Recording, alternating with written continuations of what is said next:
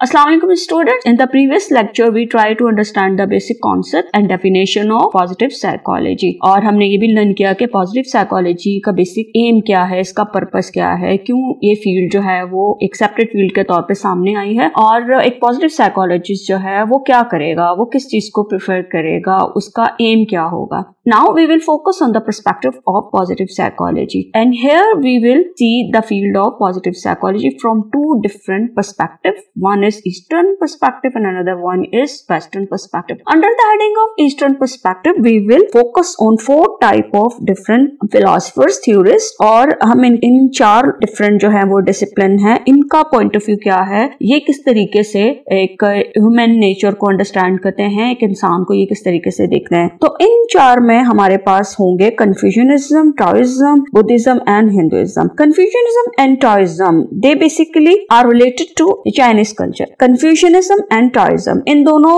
की रूट्स जो हैं वो आपको चाइनीज कल्चर में मिलेंगी. चाइनीज करैक्टर थे ये दोनों, और ये बिल्कुल इस तरीके से थे कि आप समझ लें कि जैसे आज के दौर में भी आप मोटिवेशनल स्पीकर्स को देखते हैं, प्रीचर्स को देखते हैं, स्कॉलर्स को देखते हैं, इस्लामिक स्कॉलर्स हैं, या वो अगर इस्लामिक स्कॉलर्स नहीं भी हैं और डिफरेंट है, तो वो लोगों को कुछ ना कुछ उनको एक पॉजिटिव मैसेज देते हैं अपने स्पीचेस के जरिए, अपनी बुक के जरिए. तो सोशल मीडिया का जमाना है, तो आपने बहुत सारे यूट्यूब पर ऐसे लेक्चर्स देखे होंगे कि जिनको सुनने के बाद आपको आपके अंदर एक डिजायर आपके अंदर डेवलप होती है कि you should be good human being, कि आप किस तरीके से अपने आप को इम्प्रूव कर सकते हैं, अपनी सोसाइटी को इम्प्रूव कर सकते हैं. तो ये दोनों कैरेक्टर भी इसी तरह के थे उस जमाने में, और ये भी अपने लोगों को अपने इस कल्चर में और अपनी कम्युनिटी में जो है पॉजिटिव एटीट्यूड बिल्डिंग पर जो है पॉजिटिव एटीट्यूड को डेवलप करने के लिए काम करते थे, अपनी सोसाइटी को, कम्युनिटी को रिफॉर्म करने के लिए काम करते थे. इनको हम डिटेल में डिस्कस करते हैं. इसके अलावा बुद्धिज्म एंड हिंदुइज्म, इनकी रूट्स आपको साउथ ईस्ट एशिया में मिलेगी. ये दोनों भी आपको नजर आएगा कि ऑल्दो ये जो है वो एक रिलीजन आपको एक मिलेगा कि बुद्धिज्म भी अब एक रिलीजन के तौर पर है, हिंदुइज्म भी एक बाकायदा एक रिलीजन के तौर पर है, लेकिन इनकी जो फिलॉसफी थी, इनका जो पॉइंट ऑफ व्यू था, या इन्होंने भी एम्फसाइज किया है ह्यूमन स्ट्रेंथ को, ह्यूमन एक पॉजिटिव एस्पेक्ट ऑफ पर्सनालिटी पर फोकस किया है और लोगों को एक अच्छा इंसान बनाने की कोशिश की है. तो हम इनको वन बाय वन डिटेल में देखेंगे, और इसके बाद इन्हें कंप्लीट करने के बाद हम वेस्टर्न कल्चर को देखेंगे कि वेस्टर्न कल्चर में या जो वेस्टर्न पर्सपेक्टिव है वो क्या कहता है कि पॉजिटिव साइकोलॉजी है क्या, उनके नजदीक पॉजिटिव साइकोलॉजी क्या है, एक पॉजिटिव सोसाइटी कैसी होती है, एक पॉजिटिव पर्सन कैसे हो सकता है, और आप किस तरह पॉजिटिव फर्दर जो है पॉजिटिव ऑर्गेनाइजेशंस डेवलप कर सकते हैं, पॉजिटिव एनवायरनमेंट डेवलप कर सकते हैं कि जहां पर हर पर्सन जो है वो इमोशनली और फिजिकली जो है वो सिक्योर फील करे और वो कंफर्टेबल हो उस एनवायरनमेंट में. तो आज सबसे पहले हम ईस्टर्न पर्सपेक्टिव में कन्फ्यूशनिज्म को देखते हैं कि कन्फ्यूशियस ने क्या कहा. Confucius held that leadership and education are central to morality. Confucius ने एम्फसाइज किया था मोरालिटी पर, अखलाकियात पर, कि जब कभी आप लोगों को लीड करने की बात करते हैं, लोगों को एजुकेशन देने की बात करते हैं, शऊर आगाही देने की कोशिश करते हैं, माशरे को बेहतर बनाने के लिए जब आप तालीम को, एजुकेशन को जो है वो आम करना चाहते हैं, तो वहां पर अखलाकियात जो है वो होना जरूरी है. आपको लोगों को एक मॉरल लेसन देना होगा, लोगों को की सबक देना होगा, लोगों के मॉरल वैल्यूज पे, अखलाक पर काम करना होगा, क्योंकि इसके बगैर जो है वो आप सोसाइटी को बेहतर नहीं बना सकते, ना आप प्रॉपर तरीके से लीड कर सकते हैं, ना ही आप प्रॉपर तरीके से एजुकेशन जो है लोगों को दे सकते हैं, क्योंकि एजुकेशन तो इनकम्प्लीट होती है कि अगर आपने लोगों को तालीम दी है लेकिन लोगों की तरबियत नहीं की है, तो वो एजुकेशन जो है वो फिर वो एक अधूरी होती है, इनकम्प्लीट होती है, वो कंप्लीट नहीं होती. अगर आप एजुकेशन की बात की, एजुकेटेड सोसाइटी की बात करें, तो एजुकेटेड सोसाइटी तो वही होगी कि जहां पर लोगों के पास तालीम तो है लेकिन उसके साथ साथ लोगों की तरबियत भी हो रही है, लोगों को पता है कि ये गलत है, ये सही है. He emphasized morality as a potential cure for the evils of that time. इसीलिए उन्होंने उस जमाने में मोरालिटी पर बहुत ज्यादा एम्फसाइज किया, और ये कहते थे कि जो माशरती जो बुराइयां हैं, सोशल इवल्स हैं, और लोगों की जो वीकनेसेस हैं, लोगों के अंदर जो आपको गलत चीजें नजर आती हैं, लोगों का एटीट्यूड होता है, उनका बिहेवियर होता है, या उनकी ऐसी गलत हैबिट्स होती हैं कि जिससे सोसाइटी जो है वो खराब हो जाती है, इनसिक्योर होती है लोगों के लिए। अगर आप आज भी देखें तो आपको बहुत सारी ऐसी खराबियां अपनी सोसाइटी में नजर आएंगी, लोगों के एटीट्यूड में नजर आएंगी। अपने इर्द गिर्द लोगों को अगर आप देखेंगे तो आप कहते हैं, सोचते हैं ना कि भाई ये क्या है, ये पर्सन इस तरह गलत कर रहा है, इस तरह कर रहा है। अब ऐसी सोसाइटी में लोग जो हैं वो इनसिक्योर फील करना शुरू कर देते हैं, या आप फिजिकली सिक्योर फील नहीं करते, इमोशनली सिक्योर फील नहीं करते हैं। अगर आपको लगेगा कि सोसाइटी में झूठ बहुत है, सोसाइटी में डिसऑनेस्टी है, बेईमानी है, धोखा है, और लोग एक दूसरे को नुकसान पहुंचाते हैं, एक दूसरे के राइट्स को वायलेट करते हैं, तो ऐसी सोसाइटी जो है वो आपके लिए वो तो नहीं हो सकती कि आप वहां पर कंफर्टेबल तो फील नहीं कर सकते हैं। तो ये भी इसी पर फोकस करते थे। कन्फ्यूशियस का जो था वो कहना यही था कि अगर आप उन इवल्स को दूर करना चाहते हैं, अपने जमाने की बुराइयों को दूर करना चाहते हैं, तो फिर का जो है मोरालिटी को प्रमोट करना पड़ेगा, अखलाकियात को प्रमोट करना पड़ेगा। The attainment of virtue is at the core of Confucius teaching, और इसीलिए इनका जो इखलाक के ऊपर और इन खूबियों के ऊपर जो है वो वर्क करना, कि एक इंसान की खूबी होती है ना, उसका इखलाक होता है, उसकी कुछ वैल्यूज होती हैं, उसका एक स्पेसिफिक एक एटीट्यूड आपके सामने होता है, पॉजिटिव एटीट्यूड आपके सामने होता है, कि उसके कुछ एथिक्स होते हैं, पर्सनल एथिक्स भी होते हैं, प्रोफेशनल एथिक्स भी होते हैं, फिर आप जिस सोसाइटी में रहते हैं वहां पे कुछ एथिक्स होते हैं। तो वो क्या होता है कि जब पर्सन उसको अचीव करने की कोशिश करता है ना, तो वो असल उसकी सक्सेस यही है अकॉर्डिंग टू कन्फ्यूशन। कि इनकी जो टीचिंग थी, जो इन्होंने तालीम लोगों को दी, जो इन्होंने अपने जमाने में जो लोगों को अच्छाई की तरफ बुलाया, तो इनका कहना यही था कि अगर आप अपनी वैल्यूज पे वर्क करें, अपने अखलाकियात पे वर्क करें, अपनी उन खूबियों को बढ़ाएं, तो आप जो है वो एक अच्छे इंसान के तौर पर सामने आ सकते हैं, अपनी सोसाइटी को भी बेहतर कर सकते हैं, आपका अपना फैमिली एनवायरनमेंट भी अच्छा होगा, फिर आपके अपने अंदर पर्सनालिटी में जो है वो चेंज आएगा। The 5 virtues deemed central to living a moral existence including humanity, duty, etiquette, wisdom and truthfulness। अब इन्होंने स्पेसिफिकली 5 टाइप्स के वर्च्यूज पे बात की थी कि वो क्या है, कि अगर आप इखलाकी तौर पर जिंदा रहना चाहते हैं, अगर आपकी एग्जिस्टेंस जो है इस जमीन पर, इस दुनिया पर, इस जहान में अगर आपकी एक एग्जिस्टेंस है, तो वो मॉरल होनी चाहिए। और जब आप अपने आप को इखलाकी तौर पर एक बेहतर इंसान के तौर पर सामने लाना चाहते हैं, तो उसमें आपको 5 टाइप के वर्च्यूज पर वर्क करना पड़ेगा। अब उसमें क्या है, ह्यूमैनिटी आ जाती है, ड्यूटी है, एटिकेट्स है, विजडम है एंड ट्रूथफुलनेस है। तो इन 5 टाइप्स के वर्च्यूज पे आप वर्क करेंगे तो ही आप जो हैं वो एक अच्छे इंसान के तौर पर और एक बेहतर इंसान के तौर पर सामने आएंगे। The power of humanity stems from the fact that it was said to encapsulate the other 4 virtues. अब ये ह्यूमैनिटी इंसानियत है, अगर उसको आप देखें तो इसके बारे में क्या जाता है कि जो दूसरे 4 वर्च्यूज है ना, जिनकी बाद में ये बात करें, कन्फ्यूशंस जो है जिनकी जिक्र कर रहे हैं, जिन 5 टाइप के वर्च्यूज का, उनमें अगर आप देखें तो जो ह्यूमैनिटी जो है ना वो ज्यादा इंपॉर्टेंट है, इंसानियत जो है वो उसको बहुत ज्यादा इंपॉर्टेंस दी गई है। ये बाकी 4 वर्च्यूज के ऊपर हावी है। अगर आपके अंदर इंसानियत है तो बाकी चीजें भी आपकी बेहतर होती चली जाएंगी। The concept of duty describes appropriate treatment of others and can be defined as a duty to treat others well। अब ड्यूटी क्या है कि आप दूसरों के साथ सही सलूक करते हैं, जैसे आपकी जिम्मेदारी है। ये कहते हैं कि देखें आपकी जिम्मेदारी है कि आप लोगों को सही ट्रीट करें, अप्रोप्रिएट ट्रीटमेंट आपने लोगों को प्रोवाइड करना है, यानी आपका सलूक लोगों के साथ बेहतर होना चाहिए। डेली लाइफ में आप लोगों के साथ अच्छे तरीके से उनके साथ डीलिंग करते हैं, उनको हैंडल करते हैं, मैनेज करते हैं, और ये आपकी जिम्मेदारियों में शामिल है। अगर आप जितना अच्छा दूसरों को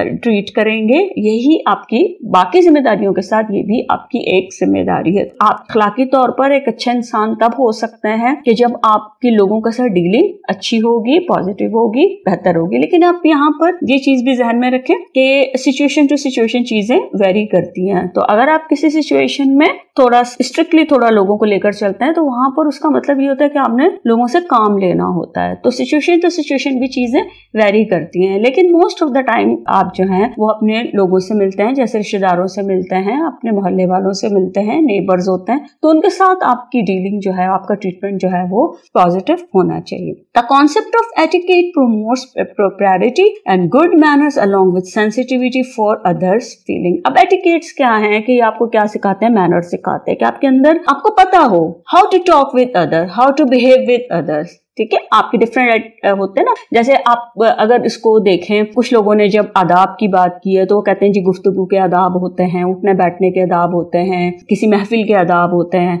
तो इसी तरीके से आपके अंदर आपके जो एटिकेट्स होते हैं वो आपको सिखाते हैं कि भाई आपने दूसरों के साथ रिलेट करते हुए कैसे आपने बिहेव करना है, आपको किस तरीके से बात करनी होती है, आपने किस तरीके से अपने काम करने होते हैं, आपने लोगों से रिलेट कैसे करना होता है, लोगों से कम्युनिकेट कैसे करना होता है, और आप कितना दूसरों की फीलिंग्स को भी अंडरस्टैंड करते हैं। तो एटिकेट्स के बगैर तो नहीं है। आपके पास जितनी मर्जी एजुकेशन हो, आपके पास जितनी मर्जी कोई हाई लेवल की डिग्री हो, लेकिन अगर आपके पास एटिकेट्स नहीं है, आपको उठने बैठने का तरीका नहीं आता, आपको लोगों से बात करने का तरीका नहीं आता, आपको खाने पीने के आपके आदाब नहीं है, आपके कोई इससे नहीं, तो कैसे पता चलेगा कि आप जो है वो दूसरों से डिफरेंट है, कि एक एजुकेटेड पर्सन है वो दूसरे से डिफरेंट है। तो हम एटिकेट्स की बेसिस पर भी लोगों को डिफरेंशिएट करते हैं कि हाँ देखें ये पर्सन जो है वो कितना सेंसिबल है और कितना ये वेल बिहेव्ड है। हम कहते हैं ना, बाज़ औक़ात हमें नजर आता है, हम कहते हैं देखो ये कितना सेंसिबल पर्सन है, कितना वेल बिहेव्ड है, इसको पता है कहाँ कब कैसे किस तरह बोलना है। तो एटिकेट्स आपको जो है वो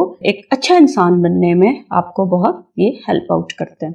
Finally, the idea of wisdom, truthfulness define the importance of wisdom and truthfulness respectively। और फिर इसमें आपकी विजडम आ जाती है कि आप अपने अक्ल का इस्तेमाल करते हैं, आपको जो अल्लाह ताला ने समझ दी है उसका इस्तेमाल करते हैं। देखिए हर जगह पर आप फीलिंग्स को लेकर नहीं चल सकते हैं। बहुत सारे फैसले लाइफ में ऐसे होते हैं, सिचुएशन ऐसी होती है जिसको आपने अंडरस्टैंड करना होता है, आपको सही और गलत में फर्क करना होता है, आपको बहुत सारी इसको डिफिकल्ट सिचुएशंस को हैंडल करना होता है, आपने लोगों को बाज़ औक़ात अच्छा मशवरा देना होता है, बाज़ औक़ात आपने खुद चीज़ों को एनालाइज करना होता है कि कहाँ आप सही हैं, कहाँ गलत है, क्या चीज़ आपके लिए नुकसानदेह, क्या आपके लिए फ़ायदेमंद है। इसी तरह बहुत सी कॉम्प्लिकेटेड कुछ इस तरह की चीज़ें होती हैं, कोई बड़ी एक एम्बिगसी कोई सिचुएशन होती है, इसको आपने अंडरस्टैंड करना होता है। तो वहां पर विजडम आपके लिए जो है वो बहुत जरूरी होती है। तो विजडम को भी आपने प्रॉपर तरीके से यूटिलाइज करना है, इस तरीके से यूटिलाइज करें कि उसका बेनिफिट जो है वो आपको भी हो और दूसरों को भी हो। फिर उसके साथ आ जाता है ट्रूथफुलनेस, कि आपके अंदर सच्चाई होनी चाहिए, यानी ये कि झूठ नहीं होना चाहिए कि छोटी छोटी बातों पे आप झूठ बोलते हैं, सिचुएशन टू सिचुएशन, जी एक सिचुएशन में कुछ कह रहे हैं, दूसरे सिचुएशन में कुछ कह रहे हैं, नहीं,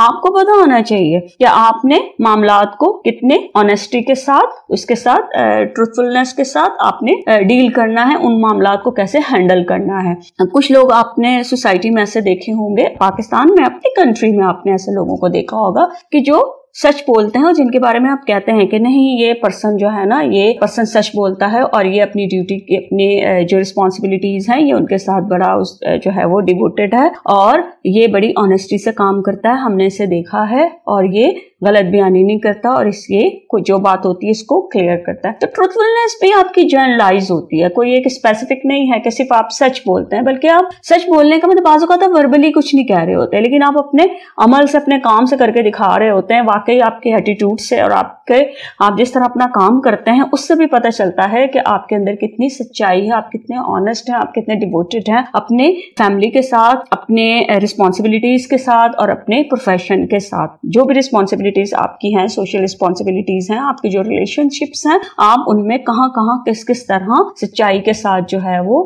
डील कर रहे हैं, हर सिचुएशन, हर डोमेन में आप किस तरह सच्चाई के साथ वर्क कर रहे हैं। तो ये दोनों चीजें अपनी जगह इंपॉर्टेंट है। Continuous striving for these virtues lead the Confucius followers to enlightenment और द गुड लाइफ। अब जो कन्फ्यूजन्स है वो इनका ये कहना था कि अगर आप कंटिन्यूसली स्ट्रगल करते हैं ना, तो ही आप इन वर्च्यूज को अपने अंदर जो है वो डेवलप कर सकते हैं। यानी देखें, ये जितनी 5 हमने जो वर्च्यूज की बात की है ना, कि ऑनेस्टी है, ह्यूमैनिटी है, ड्यूटी है, एटिकेट्स हैं, ये कोई एक दिन में नहीं आता इंसान के अंदर। कि अगर कोई कहे कि जी आप जो है वो ड्यूटीफुल एक दिन में बन जाए, नहीं बन सकते। एटिकेट्स आपको एक दिन में आ जाए, 10 दिन में आ जाए, 1 महीने में आ जाए, बाज़-औक़ात आपको महीनों काम करना पड़ता है और सालों भी काम करना पड़ता है, क्योंकि हम एक एनवायरनमेंट में रहते हैं, एनवायरनमेंट का हम पर इन्फ्लुएंस होता है। तो हम कंटिन्यूसली स्ट्रगल करते रहते हैं, और जब हम कंटिन्यूसली स्ट्रगल करते रहते हैं, अपने आप को बेहतर बनाने बनाने की कोशिश करते हैं तो ही हम बेहतर से बेहतर होते चले जाते हैं। अब ये एक कंटिन्यूस स्ट्राइविंग की बात हो रही है कि आपने वर्क हार्ड करना है। अगर आप इन खूबियों को अपने अंदर डेवलप करना चाहते हैं, अगर आप अपनी इन क्वालिटीज को जो है वो स्किल्स को पॉलिश करना चाहते हैं, तो ही आप जो है उसके लिए आपको स्ट्रगल करना होगी, और तभी आपके अंदर जब भी चीजें डेवलप होंगी तभी आप एक अच्छी लाइफ गुजार सकते हैं। फिर ईस्टर्न पर्सपेक्टिव में एक और है Taoism. Lao Tzu states in his work that his followers must live according to the Tao, the way. अब ये अपने फॉलोअर्स को क्या समझाते थे कि भाई आपने टाओ के अकॉर्डिंगली अपनी जिंदगी गुजारनी। अब टाओ क्या है? वे, एक तरीकेकार है कि आपने एक तरीकेकार पर चलना है, एक डायरेक्शन में चलना है, और आप कंसिस्टेंसी के साथ आपने उस रास्ते पर चलना है। जब आप उस रास्ते पर चलेंगे, उन डायरेक्शंस को फॉलो करेंगे, उस रास्ते पर चलेंगे, तभी आपके अंदर कोई बेहतरी का कोई चांस जो है वो दिखाई दे सकता है। The Chinese character portraying the concept the way is a moving head and refers simultaneously to direction, movement, method and thought. अभी जो चाइनीज करेक्टर, क्योंकि ये है ना टाओइज्म और कन्फ्यूशियंस, ये दोनों जो है वो चाइनीज कल्चर से बिलोंग करते हैं, तो इनके कल्चर में ये करेक्टर्स जो थे बेसिकली ये क्या लोगों को सिखा रहे हैं, ये क्या इनका कॉन्सेप्ट क्या था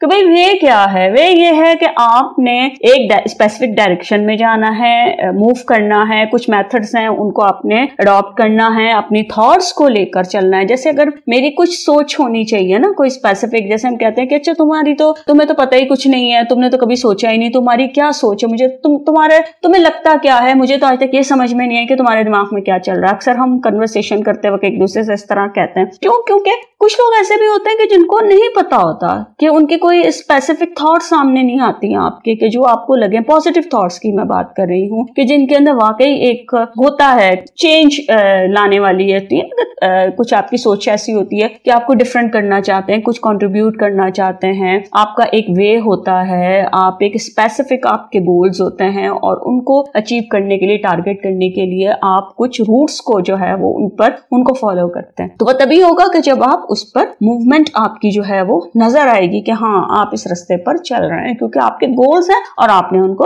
अचीव करना है। Tao is the energy that surrounds everyone and is a power that envelops, surrounds and flow through all things. अब ये कहते हैं कि Tao बेसिकली एक एनर्जी है, ठीक है, ये हम में होती है, हमारे सराउंडिंग में होती है, और ये हमें ताकत के तौर पर भी सामने आती है। जैसे आप एनर्जेटिक होते हैं ना, एम्बिशियस होते हैं किसी डायरेक्शन में जाने के लिए, अगर आपके अंदर मोटिवेशन नहीं है आगे बढ़ने की, अगर आपके अंदर एनर्जी नहीं है कुछ करने की, तो क्या करेंगे आप तो बैठे रहेंगे, हाथ पे हाथ रख के बैठे रहेंगे और कहेंगे कि नहीं हो जाएगा, खुद ही हो जाएगा, और हम दुआ कर रहे हैं फलाए वो, तो दुआ तो ठीक है हम करते हैं, लेकिन उसके साथ हमारी कुछ एफर्ट्स भी तो होती है ना, और फिर कुछ चीजें आपको बहुत मुश्किल नजर आती है, और वाकई मुश्किल होती है। ऐसी बात नहीं कि हर चीज जो है वो इतनी आसान नहीं होती। बाज़ औक़ात आपके गोल्स होते हैं, शॉर्ट टर्म गोल्स होते हैं, लॉन्ग टर्म गोल्स होते हैं, और आपके जो लॉन्ग टर्म गोल्स होते हैं उस पर कंटिन्यूसली चलना और कुछ अरसे तक चलना, कुछ सालों तक उसको फॉलो करना जो है आपके लिए बहुत डिफिकल्ट हो जाता है। आप जिस सोसाइटी में होते हैं उस सोसाइटी से कंटिन्यूसली डिस्करेजमेंट आपको मिल रही होती है, आप लोग तनकीद भी करते हैं, आपके काम को लोग गलत भी कहते हैं, और अगर आपको एक गोल को अचीव करने में 5 साल लग जाते हैं तो लोग फिर आपको आहिस्ता आहिस्ता डिस्करेज करेंगे ऐसे वर्ड्स कह के और अपने एटीट्यूड से कि आप जैसे आप गलत कर रहे हैं और आपको गोल जो है, जिस गोल के पीछे आप जा रहे हैं, जिसको टारगेट कर रहे हैं, कोई बेनिफिट नहीं होगा। क्योंकि बहुत सारे लोग ऐसे होते हैं कि जो इमीडिएट जो है वो उन्हें एक प्लेजर मिल जाता है तो उस पर वो ज्यादा वो खुश होते हैं और वो चाहते हैं कि जी रिजल्ट हमें फौरन मिल जाए। तो कुछ काम ऐसे होते हैं कि जिनका रिजल्ट आपको महीनों में भी नहीं मिलता, सालों में मिलता है, 2 साल 3 साल 4 5 साल, कुछ लोगों को तो 10 साल के बाद जाकर रिजल्ट जो है वो मिलना शुरू होता है और उन्हें बेनिफिट्स नजर आना होते हैं जो इतने अरसे से वो स्ट्रगल कर रहे होते हैं। इतनी देर तक अपने इस गोल को अचीव करना या अपने आप में चेंज लाना, अपने आप को एक बेहतर इंसान बनाना, अपने सोसाइटी को बेहतर इंसान बनाना और जो आपका लिविंग वर्किंग एनवायरनमेंट है उसमें बेहतरी लेकर आना, तो इसके लिए आपको एनर्जी तो चाहिए ना, पावर चाहिए। तो ये आपकी जो है वो आपके इर्द गिर्द ही होती है और इस चीज से आपको मोटिवेशन मिलती है और इसी ताकत की बिना पर आप जो है वो आगे बढ़ते हैं। और ये आपको हर जो है वो मामलात में आपको मिलेगी। कोई ये नहीं कि ये कोई स्पेसिफिक कोई एक है जिस तक वो महदूद है। Achieving naturalness and spontaneity in life is the most important goal in the Taoist philosophy. अब जो टाओइस्ट की फिलॉसफी थी ये कहते हैं कि आपके अंदर एक नेचुरल आपका एटीट्यूड होना चाहिए। आप जो है वो बेसाख्तापन आपके आपके अंदर जिंदगी में होना चाहिए, मतलब आपने मास्क ना हो, आपका फेक कोई चीज नहीं होनी चाहिए, मतलब बनावट ना हो आपकी जिंदगी में। आपकी जिंदगी बिल्कुल क्लियर होनी चाहिए, नजर आना चाहिए, आपके अंदर ट्रांसपेरेंसी होनी चाहिए। आप जैसे अंदर से हैं वैसे ही आप बाहर से हैं, वरना आप एक अच्छे इंसान के तौर पर, डिफरेंट इंसान के तौर पर सामने नहीं आ सकते। आपके अंदर एक आपकी जो फितरत है, आपकी जो तबीयत है, आपका जो मिजाज है, और आपकी जो आपके अंदर जो एप्टीट्यूड आपका है, और जो रिसोर्सेज अल्लाह ताला ने आपको दिए, जो सलाहियतें अल्लाह ताला ने आपको दी हैं, और वो उनसे आप अभी तक अवेयर नहीं हैं और ना ही आप उसको यूटिलाइज कर रहे हैं, तो आप उन चीजों को आगे लेकर चलें जिंदगी में। ये आपका इंपॉर्टेंट लाइफ गोल आपका होना चाहिए, जो टॉइस्ट की फिलॉसफी जिस पर जो है वो, ये आपका इंपॉर्टेंट गोल होना चाहिए आपकी जिंदगी का, कि आप अचीव क्या कर रहे हैं, आपके अंदर क्या चीजें जो है वो चेंज लेके आ रही हैं। According to Taoist tradition, the difficulty in understanding the way stems from the fact that one can not teach another about it. अब इनकी जो ट्रेडिशन थी टॉइस्ट की, जो ये उस वक्त जो लोगों को जो ये सिखाते थे, ये कहते थे कि असल में मसला ये है कि जो हमें जो वे है हमारा, उसमें हमें मुश्किल होती है उसको अंडरस्टैंड करने में, और उसके रीजन क्या है कि एक बंदा दूसरे को समझा नहीं सकता। ठीक है, इसके हवाले से बड़ा मुश्किल होता है ना। आज के दौर में भी अगर आप देख लें कि अगर आपको कोई पर्सन कुछ अच्छी चीजों को समझा रहा होता है, कुछ बता रहा होता है, या कुछ सिखाने की कोशिश कर रहा होता है, तो दूसरा पर्सन उसको उस तरीके से ले नहीं रहा था, अंडरस्टैंड नहीं कर रहा होता कि वो उसको क्या समझ रहा है, किस तरीके से उसको देख रहा है, उस मामले को कर रहा है। तो यहाँ पे वो कहते हैं कि ये इस चीज को देखें कि असल में होता ये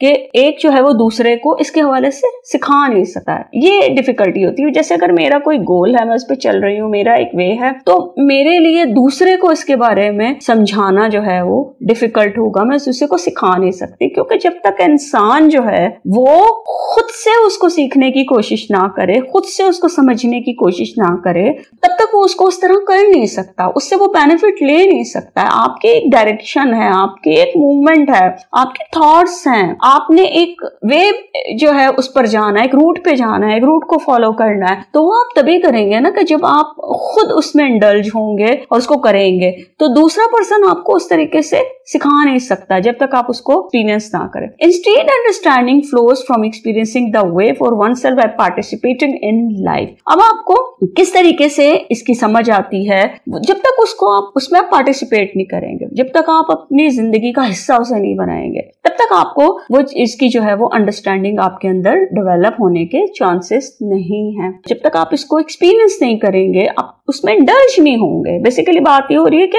आप उस चीज में इंडल्ज हो जाएं, आप उसको करके देखें, आप उस वे पे जाके देखें, आप अपना वो गोल सेट करके देखें, तब जाकर उसको बेहतर तरीके से आप जब उसको एक्सपीरियंस करेंगे ना, तो फिर उससे आपको चीजों की समझ आना शुरू होगी। In this process both good and bad experiences can contribute to a greater understanding of the way. अब जब आप इस रास्ते पे चलते हैं तो दोनों तरह के एक्सपीरियंस आपको होंगे, अच्छा भी होगा, बुरा भी होगा। आप ये नहीं सोचे आप एक रास्ते पे चल रहे हैं, एक वे है आपका, एक रूट है, तो अगर आप ये एक्सपेक्ट करके बैठे हैं कि जी मुझे मेरे साथ अच्छा होना चाहिए, तो ऐसा नहीं हो सकता, ये पॉसिबल नहीं है। जब आप एक रास्ता अपनाते हैं, जब आप डिसाइड करते हैं ना ये आपकी डायरेक्शन और आपने गोल अचीव करना है, आपने टारगेट करना है, आपने चीज को करना है, तो वहां पर आपको कुछ अच्छे एक्सपीरियंस भी होंगे, अच्छे लोग भी मिलेंगे। ऐसी बात नहीं है आप एक रास्ते, आप घर से निकलते हैं, कहीं जाते हैं, रास्ते में आपको अच्छे लोग भी मिलते हैं, सारे बुरे तो नहीं मिलते हैं। हाँ, कहीं आपको आपका वास्ता किसी बुरे इंसान से भी पड़ जाता है, लेकिन इसका मतलब ये नहीं कि सारे ही बुरे हैं। और इसी तरह अगर आपका वास्ता अच्छे लोगों से पड़ता है तो इसका मतलब ये नहीं कि सारे ही अच्छे लोग होंगे। तो ये चीज आपके ध्यान में होनी चाहिए कि आप जब एक रास्ते पर जाएंगे तो वहां पर आपके साथ अच्छा भी होगा, बुरा भी होगा। कहीं आप खुश होंगे, आपको खुश कर देने वाली कोई चीज होगी, और कहीं आपके साथ कोई ऐसी चीज होगी जिससे आप हर्ट होंगे, आपको तकलीफ होगी, और आपको ये ख्याल जरूर आएगा कि मेरे साथ ऐसा क्यों हुआ। लेकिन that is a part of success. आप देखें कि आपके जो अच्छे बुरे दोनों एक्सपीरियंस होते हैं आपको सिखाने के लिए होते हैं। अल्लाह ताला हमें सिखाता है, हमें समझाता है, हमें हमारे अंदर एक अंडरस्टैंडिंग डेवलप करने के लिए हमें अच्छे भी एक्सपीरियंस करवाता है और हमें बुरे एक्सपीरियंस भी करवाता है। कभी आप किसी चीज में सक्सेसफुल होते हैं, कहीं आपसे कोई गलतियां होती हैं, तो ये दोनों चीजें आपको लर्न करवाती हैं, आपकी लर्निंग के लिए होती हैं। तो दोनों तरह के एक्सपीरियंस जितने ज्यादा होते जाएंगे, आपको वे की उतनी समझ आएगी। जैसे वो बात हो रही है ना पहले कि हम अंडरस्टैंड क्यों नहीं उसको कर पाते वे को, वो इसलिए नहीं कर पाते कि एक बंदा दूसरे को नहीं समझा सकता कि भाई ये चीज है, जब तक आप उसको खुद एक्सपीरियंस नहीं करेंगे। तो जब जैसे जैसे आपके एक्सपीरियंसेस होते चले जाएंगे, आप उस रास्ते पर कदम रखते चले जाएंगे, आपको उसकी अंडरस्टैंडिंग आपके अंदर डेवलप होती जाएगी कि बेसिकली ये है क्या।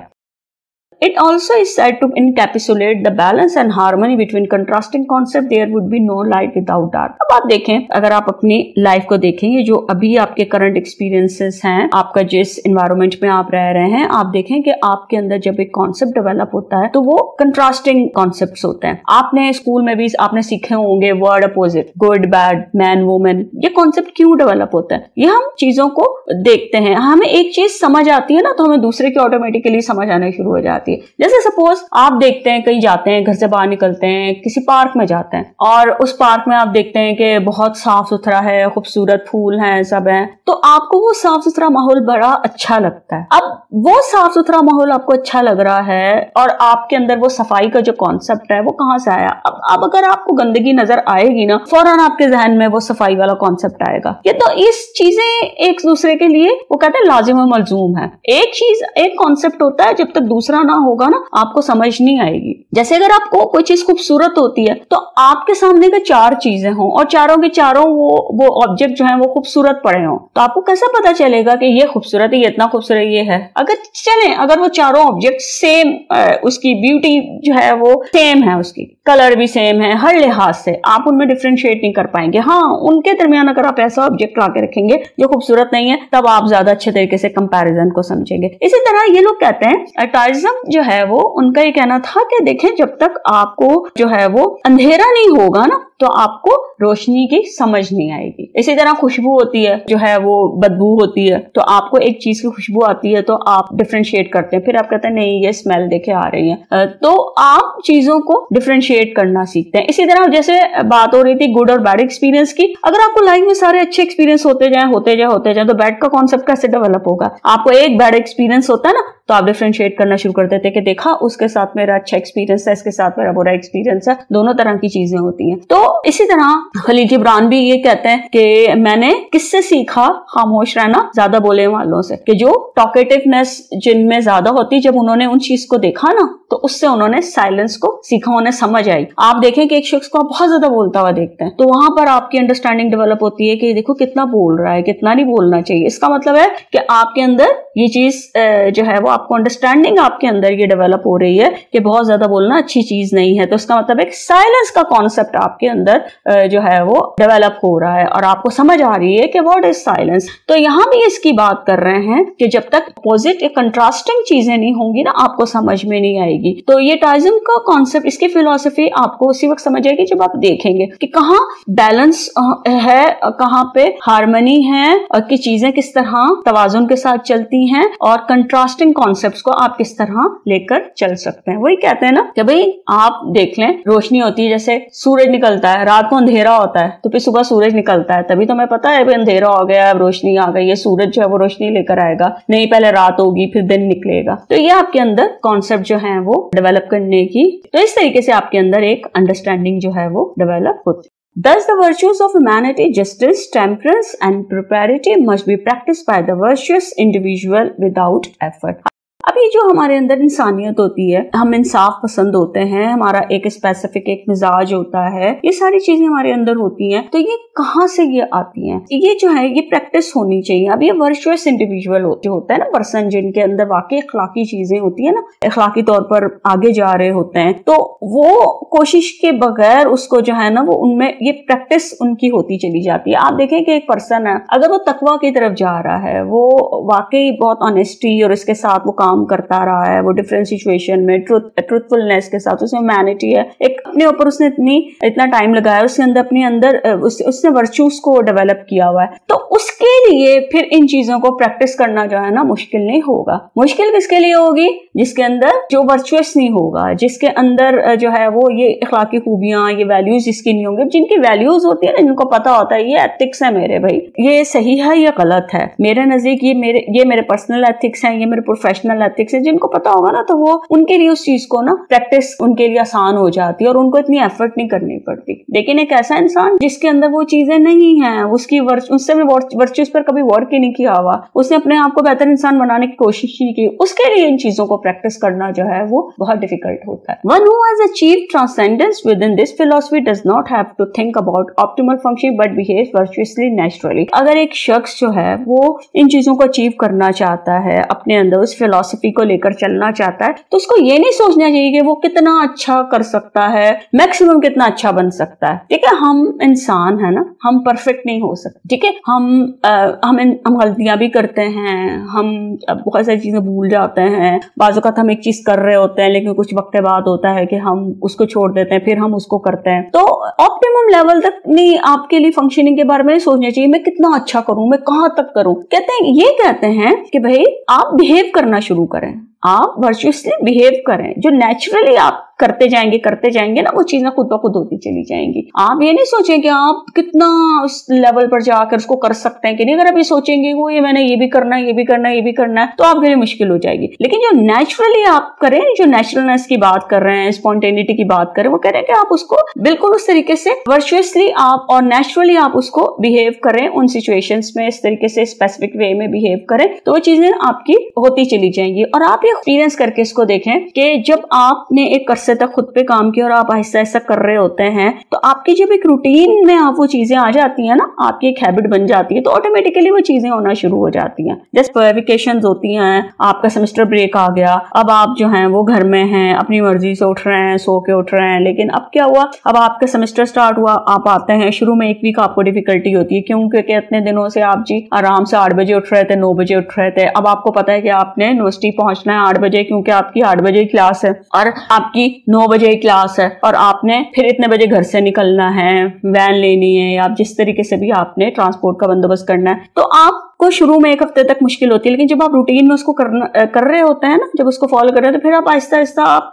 हैबिचुअल हो जाते हैं और फिर आपको मुश्किल नहीं होती। 10-15 दिन तक फिर आप जो है वो आपके लिए सुबह उठ के आना मुश्किल नहीं लगता। अगर आपको 6 बजे उठना पड़े, 5 बजे उठना पड़े, तो फिर आपको डिफिकल्टी नहीं होती, क्योंकि वो आपकी रूटीन में शामिल हो जाती है। तो वो होता है कि जब आप कर रहे होते हैं ना, उसको बिहेव कर रहे होते हैं कि स्पेसिफिक वे में, तो हैबिचुअली फिर आप उसको करना शुरू हो जाते हैं, नेचुरली करना शुरू होते हैं, फिर वो चीजें खुद ब खुद होना शुरू हो जाती हैं। तो वहां पर आप ऑप्टिमल फंक्शनिंग को तक जाने की, उस लेवल पर जाने की कोशिश नहीं करते कि एक स्पेसिफिक लेवल पर मैंने जाना है। तो यही चीजें आपको टॉइज्म जो है वो ये सिखाते हैं कि भाई आप एक वे पर जा रहे हैं, आपकी एक डायरेक्शन है, मूवमेंट है, तो आप करते चले जाएं, आप आगे बढ़ते चले जाएं, चीजें होती चली जाएंगी, साथ साथ सीखते चले जाएंगे। क्योंकि इंसान सारी जिंदगी जो है वो सीखता ही रहता है, उसकी लर्निंग कभी खत्म नहीं होती है। एजुकेशन तो खत्म हो जाती है, डिग्री प्रोग्राम में आप खुद को एनरोल करवाते हैं, किसी भी हाई लेवल की आप डिग्री प्रोग्राम में जाए, एक दिन उसने खत्म होना होता है, लेकिन जो लर्निंग होती है ना, वो नहीं खत्म होती। आप सारी जिंदगी सीखते रहते हैं, आप 50 साल के होके, 60 साल के होके भी कुछ ना कुछ आप सीखते ही रहेंगे। तो आप उसको करते चले जाएंगे, तो आपकी जिंदगी में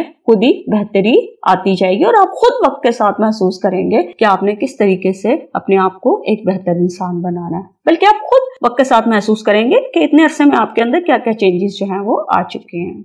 अब जो थर्ड पर्सपेक्टिव है बुद्धिज्म, ये क्या कहते हैं? Seeking the good of others is woven throughout the teaching of the master or the enlightened one। अब ये कह रहे हैं कि दूसरों के अंदर अच्छाई को तलाश करना, बेहतरी को तलाश करना, ये चीज जो है वो बहुत इंपॉर्टेंट है। यही इनकी टीचिंग है कि जो मास्टर की बात करते हैं और एक खुद को रोशन ख्याल कहते हैं, या अपने आप को एक चेंज पर्सन के तौर पर सामने लाते हैं, चीजें क्लियर देखना और उनको बेहतर तरीके से करना। तो वो कब है, वो किस चीज में पोशीदा है, वो किस चीज में छुपा हुआ है और किसके गिर्द वो रिवॉल्व करता है, वो है कि आप अच्छाइयां तलाश करें, बेहतर चीजों को तलाश करें। Buddha teach that suffering is a part of being and that this suffering is brought on by the human emotion of Dzire. अब अकॉर्डिंग टू बुद्धा ये क्या कहते हैं कि जो तकलीफ होती है ना, ये आपके इसका हिस्सा होती है, पार्ट होती है, और ये इस वजह से होती है क्योंकि हम इंसान हैं, हमारे इमोशंस होते हैं, हमारी ख्वाहिशें होती हैं, हमारी डिजायर्स होती हैं कि हमें ये मिले, कभी हमारी कोई सी ख्वाहिश होती है, कभी क्या होती है, और हम बेहतर से बेहतर की तलाश में रहते हैं। हमारी डिफरेंट डिजायर्स हैं, हमारी विशेस होती हैं और हम चाहते हैं उनकी सेटिस्फेक्शन, उनकी ग्रेटिफिकेशन चाहते हैं। और ऐसा होता है कि जब कभी हमारी वो ख्वाहिश पूरी नहीं होती, हमारी वो अंडर ग्रेटिफिकेशन उसकी होती है, या हम मुतमईन नहीं होते हैं, तो फिर हम तकलीफ महसूस करते हैं। True peace can not be known and such existence without peace is considered suffering. अब ट्रू पीस क्या होता है कि आपके अंदर एक ठहराव है, कंफर्ट है, हम अंदर से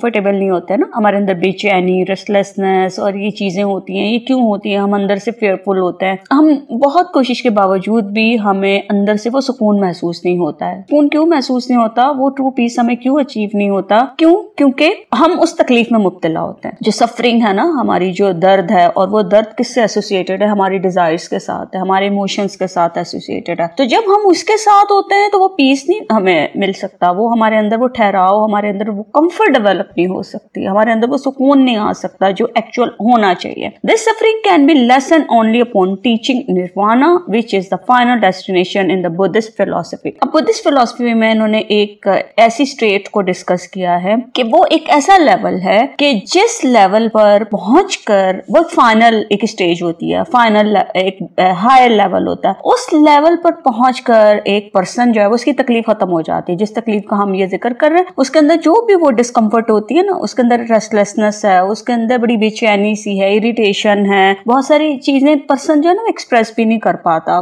कुछ लोग ऐसे होते हैं कि जो अपनी तकलीफ को अपने अंदर रखते हैं, वो उस तरह एक्सप्रेशन उसका प्रॉपर नहीं हो पाता है। वो तकलीफ जो है वो कम होती है उस लेवल पर जाकर। कौन सा लेवल होता है, कौन सी स्टेट होती, कौन सी हालत है, जिसको ये निर्वाणा कहते हैं। तो कहते हैं कि उस लेवल पर जब एक पर्सन चला जाता है ना निर्वाणा पर, तो फिर उसकी तकलीफ खत्म होना शुरू हो जाती है। Accordingly nirvana is the state in which the self is freed from desire for anything. अब निर्वाणा क्या है? वो कैसी हालत है, कि स्टेज, एक ऐसा लेवल है कि जहां पर इंसान जो है ना वो खुद को ख्वाहिशों से आजाद कर लेता है। जैसे उसको कोई वो ख्वाहिश नहीं रहती जिंदगी की, मतलब उसको किसी चीज की वो नहीं होती, जैसे वो अपने आप को इन चीजों से आजाद कर लेता है। वो एक बिल्कुल उस लेवल पर चला जाता है। आप इसको इस तरह भी अंडरस्टैंड कर सकते हैं, जैसे हमारे यहाँ इस्लाम में आपको सूफिज्म का कॉन्सेप्ट मिलता है। हम बुजुर्गाने दीन को पढ़ते हैं, उनकी जिंदगियों को देखते हैं, वो उनकी दुआएं लोगों के लिए कबूल होती रही हैं। और आज के दौर में भी यकीनन ऐसे लोग होंगे कि जो बहुत डिफरेंट हैं और जिनसे कोई दुआ करवाता है उनकी दुआ कबूल होती है और लेवल पर होता है। ये वो लोग होते हैं कि जो अपनी उन ख्वाहिशों को खत्म कर देते हैं। तो बुद्धिज्म भी यही कहता है कि देखो, अगर आपने अपने अंदर की तकलीफ को खत्म करना है, अपने अंदर सुकून चाहते हैं कि आपके अंदर एक सुकून वाली कैफियत हो, तो आप अपने आप को ख्वाहिशों से आजाद करना है। वरना अगर आप ख्वाहिशों के पीछे जाएंगे तो फिर तो आपके अंदर जो वो कंफर्ट वो नहीं हो सकती, आपके अंदर वो ट्रू पीस जो है वो डेवलप नहीं हो सकता।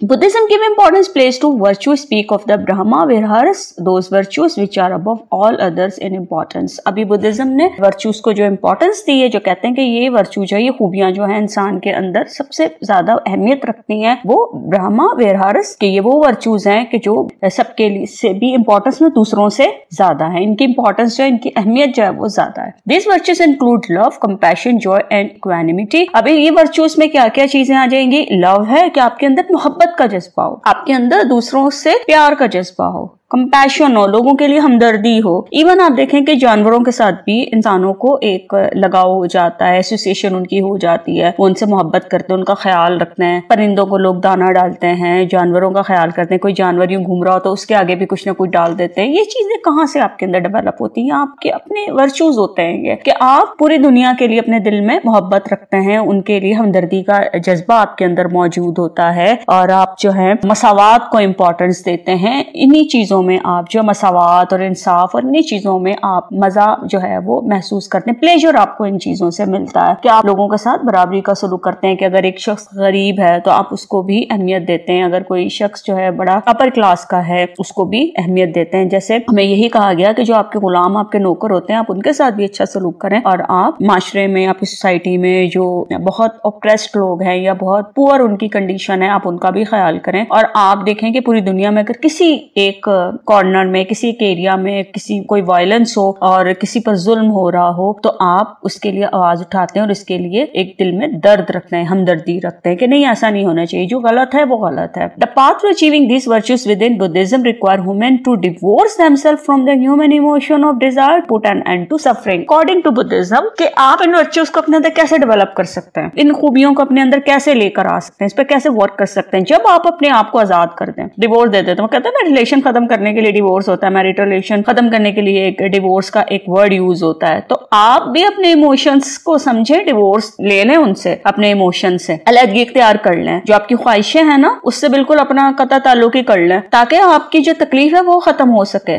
जब तक आप अपने आप को उन ख्वाहिशों के चुंगल से आप अपने आप को नहीं निजात दिलाएंगे, उसमें फंसे रहेंगे ना, आपकी ख्वाहिशों का दलदल होता है, जब तक आप उसमें फंसे रहेंगे आपकी सफरिंग तो उधर की उधर ही है, क्योंकि ख्वाहिशें तो खत्म नहीं होंगी। एक ख्वाहिश, दूसरी ख्वाहिश, तीसरी ख्वाहिश, एक आपके पास चीज आएगी, फिर आप कहेंगे अब मुझे दूसरी मिले। अगर आपके पास पहले आपके पास सेकंड हैंड गाड़ी है, अच्छा फिर आप सड़क पर गाड़ी लेकर जाएंगे और फिर आप देखेंगे वो देखो मेरे पास तो ये वाली गाड़ी है, ये मुझे होंडा लेनी है, मुझे सिविक लेनी है, मुझे ये लेनी है, अच्छा मुझे लैंड क्रूजर लेनी है। तो फिर जब आप ये कंपैरिजन तो आप लाइफ टाइम करते रहेंगे। इसी तरह हम जब जॉब करते हैं तो हमें एक हमारा ग्रेड होता है, फिर हमारा दिल करता है नहीं अब हमें जो है हमारी प्रमोशन हो, हमें फर्दर वो ग्रेड मिले। तो चीजें जरूरियात तो आपकी वो नहीं होंगी, आप उसको नहीं कर सकते। ख्वाहिशें, एक ख्वाहिश के साथ दूसरी ख्वाहिश अटैच होती है। हमें एक चीज बेशक देर से मिले लेकिन हमारे अंदर वो डिजायर होती तो है ना, रहती है कि नहीं हमें ये चीज मिलनी चाहिए। ठीक है, हम लाइफ में कोशिश भी करते हैं और हमें बेहतरी की तरफ जाना चाहिए, लेकिन उसको अपने ऊपर हावी कर लेना, इसको आप थोड़ा इस एंगल से अंडरस्टैंड करने की कोशिश करें कि उन ख्वाहिशों को अपने ऊपर हावी कर लेना और फिर उसमें इस तरह जकड़ जाना कि आपकी ग्रोथ रुक जाए, वो गलत हो सकता है। तो ये कहते हैं बुद्धिज्म कि भाई अपने आप को उन इमोशंस, उन ख्वाहिशों से, उन चीजों से अपने आप को निजात दे दें ताकि आप जो है वो अपनी आपकी जो तकलीफ है वो कम हो सके। जो फोर पर्सपेक्टिव है ईस्टर्न पर्सपेक्टिव में Hinduism, the main teaching of Hindu tradition emphasize the interconnectedness of all thing. अब हिंदू ट्रेडिशन जो है उसमें तमाम चीजों जो है वो एक दूसरे से वो कहते हैं कनेक्टेड है, इनके दरमियान एक रिलेशन है। आप चीजों को जुदा नहीं कर सकते, मामलात को जुदा नहीं कर सकते। आपके अंदर एक हम आंगी होनी चाहिए, एक दूसरे के साथ एक तामुन वाली कैफियत होनी चाहिए। चीजें एक दूसरे के साथ जुड़ी हुई हैं, आप उसको सेपरेट नहीं कर सकते। The idea of harmonious union among all individual is woven throughout the teaching of Hinduism that refer to a single unifying principle underlying all the earth. के जैसे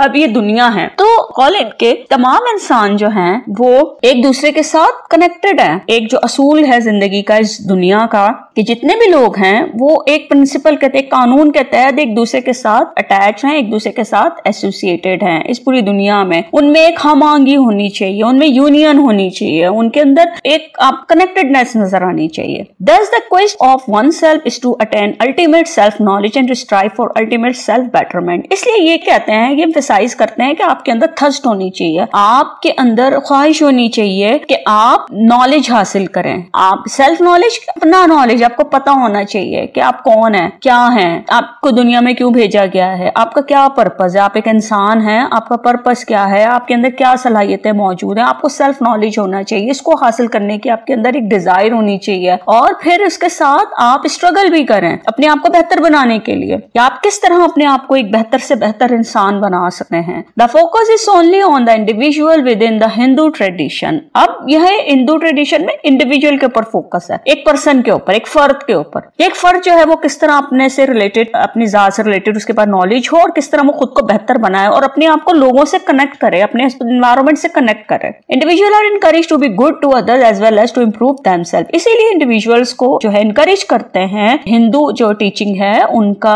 एम ये है कि भाई आप बेहतर बनने की कोशिश करें खुद अपने लिए भी। चाहे जब एक पर्सन के पास सेल्फ नॉलेज होगा फिर वो सेल्फ बेटरमेंट की तरफ भी जाएगा तो उसके अंदर अपने अंदर तो पॉजिटिव चेंज आता है, उसके एसोसिएटेड लोगों में भी चेंज आना शुरू हो जाता है। आप देखेंगे आप एक एनवायरमेंट में हैं, आपका अपना एटीट्यूड भी ठीक होगा ना तो आपसे एसोसिएटेड लोगों के एटीट्यूड भी ठीक होना शुरू हो जाते हैं। ये हम एक दूसरे को इन्फ्लुएंस कर रहे होते हैं। तो एनवायरमेंट हमें इन्फ्लुएंस करता है, हम एनवायरमेंट को इन्फ्लुएंस करते हैं। तो इंडिविजुअल जो होते हैं कि जितनी वो कोशिश करेंगे अच्छे बनने की, अपने आप को भी अच्छा करेंगे, दूसरों के साथ भी अच्छा होंगे, तो उनके अंदर बेहतरी के चांसेस होंगे, उनके अंदर इंप्रूवमेंट आएगी और वो इंप्रूवमेंट जो है वो लोग जो है वो उसको ऑब्जर्व करेंगे। और किसी सोसाइटी में अगर किसी कम्युनिटी में इंप्रूवमेंट आती है तो दूसरे जो होते हैं वो उसको ऑब्जर्व कर रहे होते हैं, वो प्रोमिनेंट खुद ब खुद होना शुरू हो जाती है। Good action is also encouraged in the sense that if one does not reach ultimate self knowledge in one life and does have to return to earth via reincarnation after death, the previous life good actions correlate directly with better placement in the world in this life. This process is known as karma. अब इनका एक process उन्होंने बताया है कर्मा का। अब उस कर्मा में क्या होता है कि एक अच्छा एक्शन लेना, अच्छा काम करना। किस सेंस में उसको इनकरेज किया जाता है, किस सेंस में कि अगर एक पर्सन जो है वो फर्ज करें सेल्फ नॉलेज के पास नहीं है, वो उस लेवल पर नहीं पहुंच पाता कि जहां उसके पास सेल्फ नॉलेज हो, तो फिर वो उस दुनिया में वापस आ जाता है कि जैसे इनका एक प्रोसेस होता है कार्नेशन का, कि जब किसी की डेथ हो जाती है तो उसको जलाया जाता है और वो मिट्टी हो जाता है, फिर उसकी अर्थी है जो वो उसको इकट्ठा करके फिर उसको दरिया में बहाया जाता है। तो ये कहते हैं कि अगर एक शख्स फर्ज करें दुनिया में आया और वो उस तरीके से सेल्फ नॉलेज उसके पास नहीं था, जरा सेल्फ नॉलेज नहीं है तो सेल्फ बेटरमेंट भी नहीं है, अब वो उस तरह नहीं बना तो फिर वो दुनिया में दोबारा डेथ के बाद फिर आता है। जैसे ये डिफरेंट उसकी बात करते हैं ना जन्म की, के 7 जन्म होते हैं और एक दफा होता है फिर वो किसी और रूप में आता है, तो वो दुनिया में वापस आता है। अब फिर क्या होता है, इसके जो प्रीवियस उसके जो एक्शन होते हैं ना, तो वो फिर जो उसकी नई जो उसकी प्लेसमेंट होती है इस दुनिया में उसके साथ रिलेटेड होती है। जैसे पिछले जन्म में कहते हैं वो ये था, इस जन्म में ये था,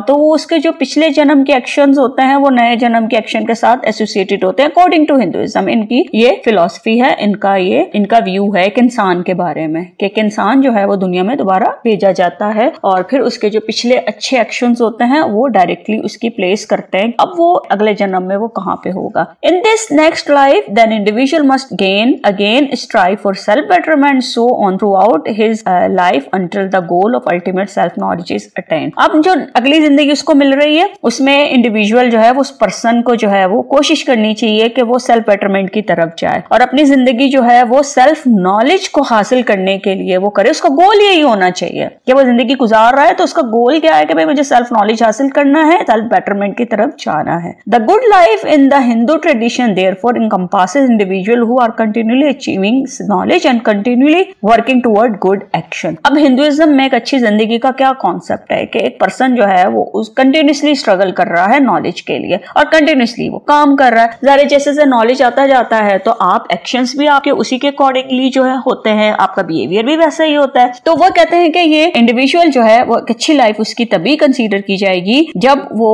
नॉलेज भी हासिल करेगा, कंटिन्यूसली एफर्ट कर रहा है और उसके साथ साथ उसके बिहेवियर्स, उसके एक्शंस भी ऐसे हैं कि जो ये साबित कर रहे हैं कि ये इंसान जो है वो बेहतरी की तरफ जा रहा है। Now we try to understand the Western perspective of positive psychology. Hope has been a powerful underlying force in Western civilization.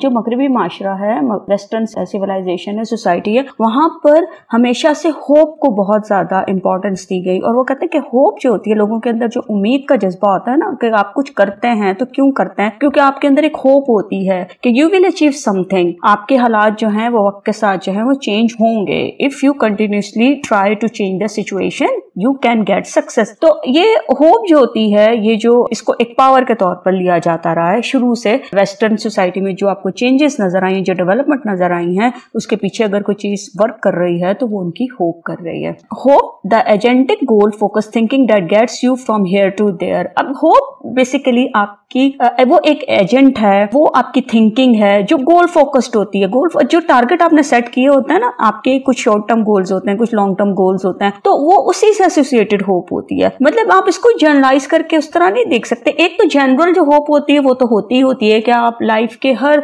जो मामला जितने भी हैं उसमें कहते हैं कि चले इंशाल्लाह सब बेहतर हो जाएगा, अल्लाह बेहतर करेगा, इस तरीके से हम कहते तो रहते हैं। लेकिन इसके अलावा गोल से एसोसिएटेड भी हमारी एक थिंकिंग होती है, हमारी एक स्पेसिफिक थॉट होती है और वो हमें जो है आगे बढ़ने में बहुत मदद करती है। होप जो है उसको अगर एक पावरफुल अंडरलाइंग फोर्स भी अगर आप कंसीडर करें तो बेसिकली ये वो एक एजेंट है या वो एक थिंकिंग है जो आपको एक जगह से दूसरी जगह लेकर जाती है, मूव करने में हेल्प करती है। कि जब आप एक काम कर रहे हैं फिर आप इस पे फोकस करते हैं, को आगे लेकर चलते हैं, तो आपके जो भी एक्शंस होते हैं, जो बिहेवियर्स होते हैं, वो बेस करते हैं कि to what extent you are hopeful about the situation. In all of human history there has been a need to believe that bad could be transform into good, that ugly could become beautiful and that problems could be solved. अब अगर आप पूरी एक history को देखें from the day first, जब इंसान दुनिया में आया है तब से लेकर तक के अगर आप हालात देखें जो आपने हिस्ट्री में भी पढ़ा होगा, जो स्टोरीज भी आप सुनते रहते हैं, किसी भी सोर्स से आपके पास जो इन्फॉर्मेशन आती है, आप देखें कि वहां पर होप का एक बहुत रोल है, स्ट्रॉन्ग रोल हमेशा से रहा है। आपके इस बिलीव का कि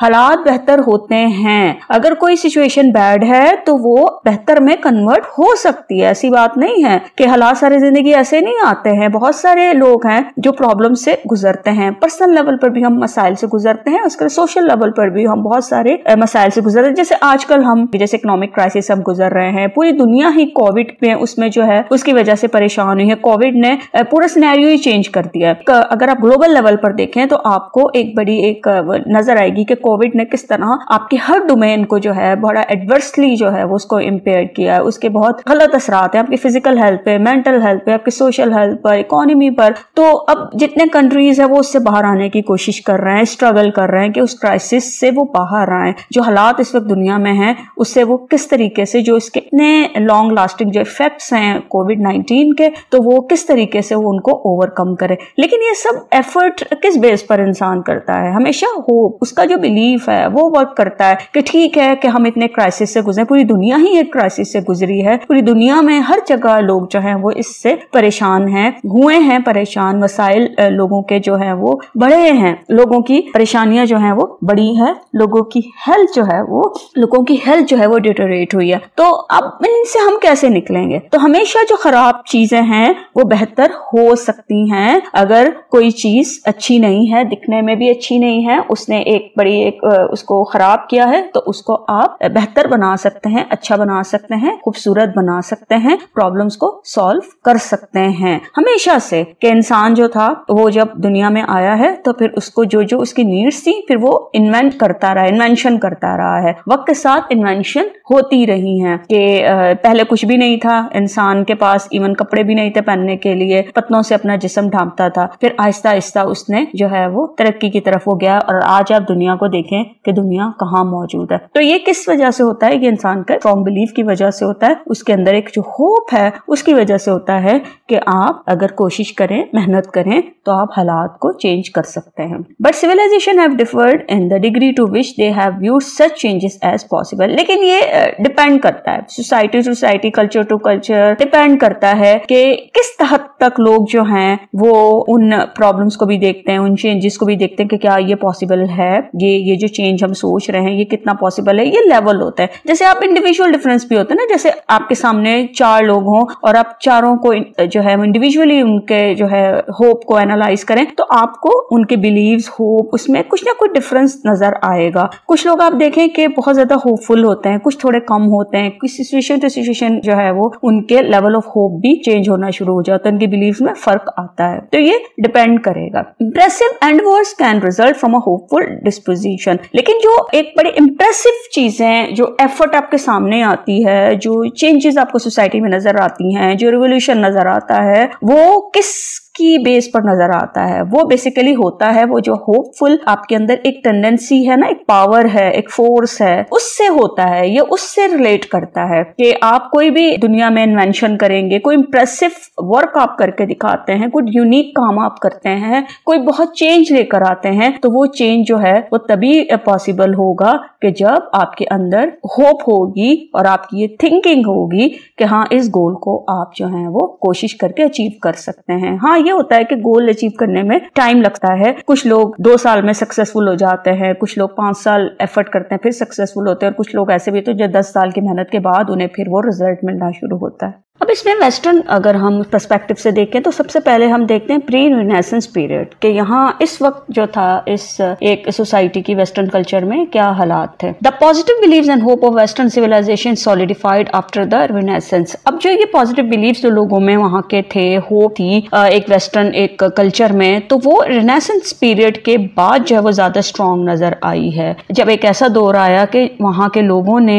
जो है मिलकर एफर्ट की और एक चेंज लेकर एक रेवोल्यूशन अपनी सोसाइटी में लेकर आए, कल्चर में लेकर आए। जैसे आप देखते हैं ना कि बाज़ औक़ात लोग नए सिरे से जीते, हम कहते हैं ना कि नए सिरे से इसको नई जिंदगी मिली है, ये सोसाइटी जो है नए सिरे से जी रही है, इनकी जिंदगी की दोबारा शुरुआत हुई है। कि जैसे कहीं नेचुरल डिजास्टर होता है, सब कुछ तबाह हो जाता है, कोई अर्थक्वेक ने सब डिस्ट्रॉय कर दिया, फ्लड ने कर दिया, लेकिन फिर वहां के लोगों ने दोबारा से स्ट्रगल करके फिर वो सामने आए हैं, उन्होंने अपनी जिंदगी की नई शुरुआत की एक नए एटीट्यूड के साथ, एक पॉजिटिव एटीट्यूड के साथ, और फिर एक होप के साथ, एक पॉजिटिव बिलीफ के साथ जो है वो आगे बढ़ना शुरू है। तो ये जो पॉजिटिव बिलीव्स हैं ये आपको रिनेसेंस पीरियड के बाद जो है वो ज्यादा ये स्ट्रॉन्ग नजर आएंगे। Hope was not totally absent from earlier epoch. अब ये जो होप है ये ऐसा नहीं है कि पहले ये बिल्कुल एब्सेंट थी नहीं, बिल्कुल नहीं थी, थोड़ा बहुत तो उस वक्त भी ये चीजें बिलीव, पॉजिटिव बिलीव्स और होप वगैरह लोगों में मौजूद थी। With the advent of the renaissance active and hopeful thoughts begin to be coupled with goal directed action. लेकिन जब रिनेसेंस पीरियड जो है वो स्टार्ट हुआ है, एक नया दौर उनके लिए था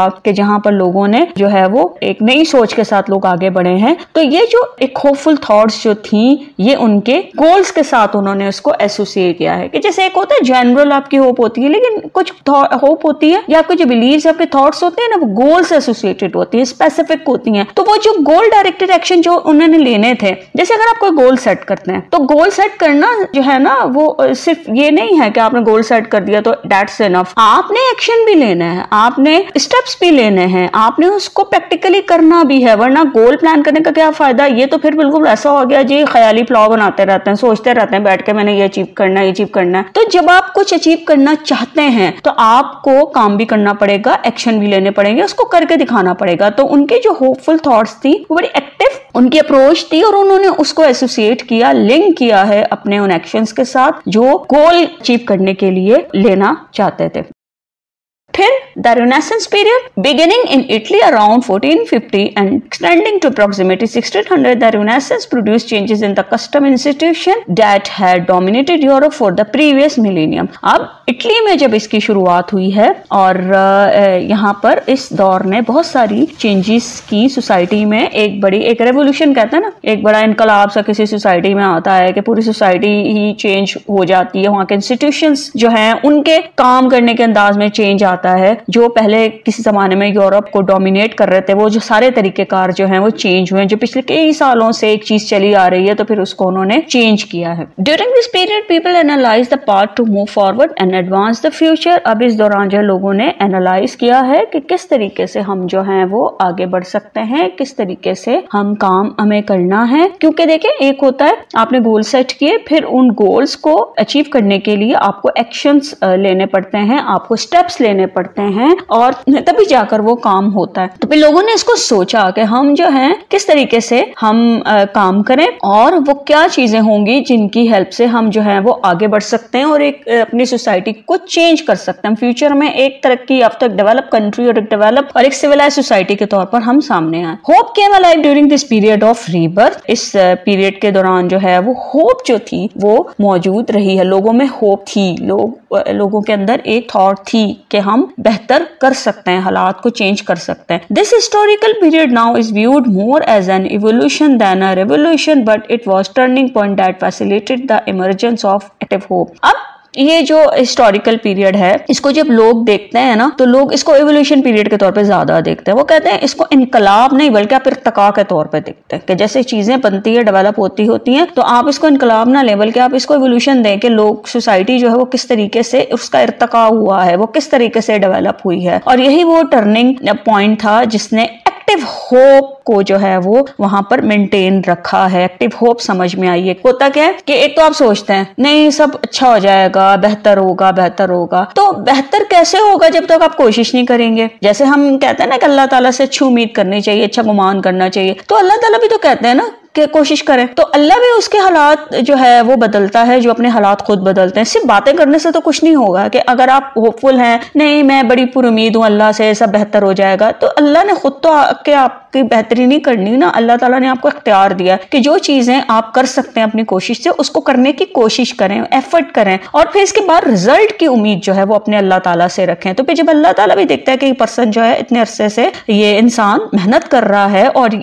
ये मेरी रहमत से मायूस नहीं हुआ है, हालात इतने खराब थे लेकिन फिर भी इसने अपने अंदर एक उम्मीद को जगाए रखा है, ये होपफुल रहा है, तो फिर अल्लाह भी उससे आहिस्ता आहिस्ता जो है वो रिजल्ट देना शुरू करता है, उसके हालात को चेंज करना शुरू कर देता है। तो एक्टिव होप ये होती है कि आप एक्शन भी ले रहे हैं, सिर्फ सोच नहीं रहे बल्कि करके भी दिखा रहे हैं। और यही जमाने के लोगों ने किया है। Renaissance did analyze antiquity, much of the analysis was done to move forward advanced understanding। फिर इन्होंने जो कदीम जमाने की चीजें थी, जो पुरानी चीजें थी, उनको भी एनालाइज किया है। लेकिन जब आपने आगे बढ़ना होता है ना, तो उसमें ये होता है कि जो पहले चीजें हो रही होती है ना उसको वैसे छोड़ नहीं देना होता, या उसको बस आप एक चीज रिजेक्ट कर दें, आपने उसको एनालाइज करना होता है, तज्जिया करना होता है, क्योंकि कुछ चीजें ऐसी होती हैं जो बेहतर भी होती हैं, आप उसमें थोड़ा सा चेंज लाते हैं, उसको कंटिन्यू करते हैं थोड़ी अमेंडमेंट के साथ, तो वो बेहतर होना शुरू हो जाती है और आपको एक पॉजिटिव रिजल्ट मिलता है। तो इन्होंने इस दौर के लोगों ने इसको जो है एनालाइज किया, जो कदीम चीजें थी उसको एनालाइज किया, उसका तज्जिया किया और फिर उसका एनालिसिस इस तरीके से किया कि वो उनको आगे बढ़ने में मदद दे। वो मतलब जो एक अंडरस्टैंडिंग जो उनके अंदर एडवांस अंडरस्टैंडिंग उनके अंदर डेवलप हुई है ताकि वो आगे कदम बढ़ाएं, आगे की तरफ जाए। Renaissance perspective was that learning from the past was necessary to meet the demands of the complex materialistic society that was emerging from the late middle age। ये जो इनका जो पर्सपेक्टिव था Renaissance पर्सपेक्टिव, ये किस चीज पर एम्फसाइज करता है कि भाई अपने पास्ट से भी सीखें। जैसे आप अपने माजी से भी तो सीखते हैं ना, माजी को रिजेक्ट नहीं कर सकते आप अपने पास्ट एक्सपीरियंसेस को, अपने पुराने दौर को आप रिजेक्ट नहीं कर सकते, आपने उसे लर्न करना होता है। और एक बात याद रखें कि आपकी सोसाइटी में जो वैल्यूज होती हैं, आपका जो एक आपकी जो कस्टम्स, आपकी रिवायात, आपकी इक़दार होती है, वो सारी की सारी गलत नहीं होती हैं, उनमें अच्छी चीजें भी होती हैं। आपको एनालाइज करना होता है कि हाँ ये जो रिवाज है हमारी सोसाइटी का, ये हमारी जो सोशल वैल्यू है, ये हमारा जो सोसाइटी में हमारे नॉर्म्स हैं, ये नॉर्म्स बेहतर हैं, इन्होंने हमारी सोसाइटी को जो है वो उसमें एक प्रॉपर एक सिस्टम को डेवलप करने में हमें हेल्प आउट किया है और इन रिवाजों को रहना चाहिए। तो जो चीजें अच्छी होती हैं आप उनको लेकर चलते हैं और जो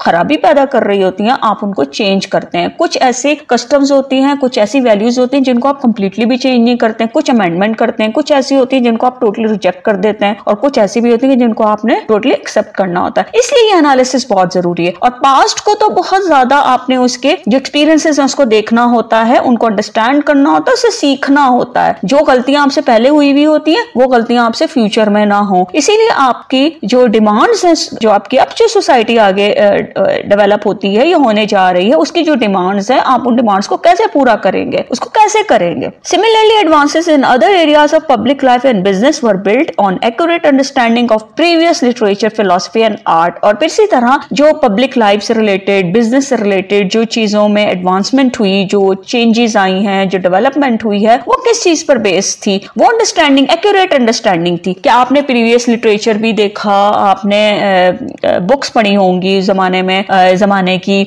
जो थ्योरीज होंगी उनको देखा होगा, फिलॉसफी से रिलेटेड या आर्ट से रिलेटेड जो मटेरियल मौजूद है उसको देखा। जैसे अभी हमने पढ़ा ना कि चाइनीज कल्चर में 2 कैरेक्टर हमने पढ़े हैं, इसी तरह बुद्धिज्म को हमने पढ़ा, हिंदुइज्म को पढ़ा। तो ये क्यों हम पढ़ रहे हैं? ताकि हमें पता तो चले ना कि पॉजिटिव साइकोलॉजी बेसिकली है क्या, ये कब से ये इसके बारे में बातें हो रही हैं, इस पर डिस्कशन हो रही है और अपने अपने दौर में लोगों ने जो चीजें डिस्कस की है, लोगों को जो मैसेज कन्वे किया, पॉजिटिव मैसेज कन्वे किया, वो किस तरह का मैसेज था कि आप एक लिंक बना सके, कनेक्शन बना सके आज की पॉजिटिव साइकोलॉजी के साथ। क्योंकि कोई भी चीज एक दिन में डेवलप नहीं होती, थ्योरी हो या कोई एक बाकायदा कोई फील्ड है, वो एक दिन का काम तो नहीं होता, उसमें उसके पीछे बहुत सारे लोगों का कंट्रीब्यूशन होता है। तो यहाँ भी इन्होंने जब एक काम करना शुरू किया, डेवलपमेंट शुरू की, तो वो उसके लिए उन्होंने प्रीवियस जो लिटरेचर मौजूद था, जो भी उनके पास चीजें थी आर्ट से रिलेटेड, फिलॉसफी से रिलेटेड, उन सबको उन्होंने पढ़ा, अंडरस्टैंड किया और उससे सीखा और स्ट्रेटजीज जनरेट की।